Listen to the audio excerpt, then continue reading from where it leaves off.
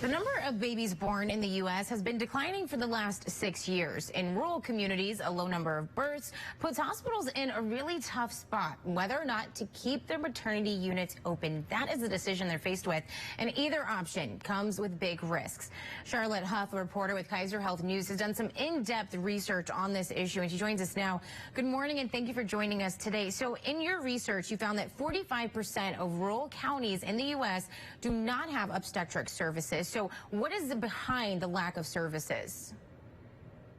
It's really been a growing problem that's been increasing for a number of years now, and it's not true in every rural area for sure, but as the number of people decline, particularly younger pregnant women leave the area, and it also there's for sure increased departures, and then on top of that, the other issue is that sometimes women choose to go to higher tech hospitals, maybe in the nearby city, which further decreases the number of local deliveries. So I want to talk about, the people that are impacted, because of this number. 45% of rural counties in the U.S. do not have those services that are needed. So how are the communities impacted when these units are closed? Right. I mean, there are a number of impacts that occur. I mean, for one thing, women may be less likely to either move to that area, or they may be less likely to stay there if there's not a place that they can deliver locally. When I've done reporting on this too, the rural health advocates also say sometimes doctors will leave the area too because they want to continue to deliver babies, and that's just simply not an option where they are anymore.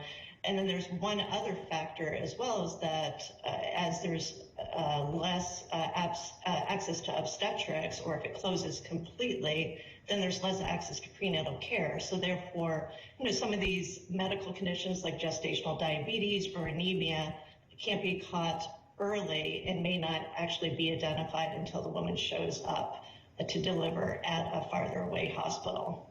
Now, you just mentioned prenatal care and how there wouldn't be that either, but what about like the post care that women need after giving birth? Is that accessible?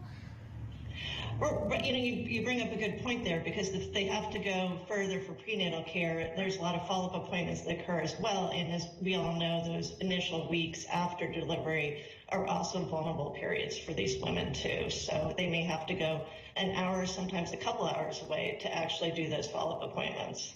So we've identified the problem, right? But what are some solutions for hospitals that are faced with this situation? Yeah, and I should say that, groups like the American College of Obstetricians and Gynecology say very directly that lower volume doesn't necessarily mean lower quality, that there are things that can be done, and some hospitals are doing them. I talked to a hospital in Alaska that is doing additional training with their nurses. They also make sure that they have a doctor on site when the woman is delivering, sometimes maybe sleeping in the next room in the early stages, just to make sure that they're available. So there are ways that you can stay up to speed and still have relatively low number of deliveries. And I'm so glad you brought that up, the staffing issue, because you mentioned earlier that some doctors may leave because they want to continue to deliver babies, right? So is that necessarily an easy fix, and maybe a temporary fix is to maybe train others in the area to do that job?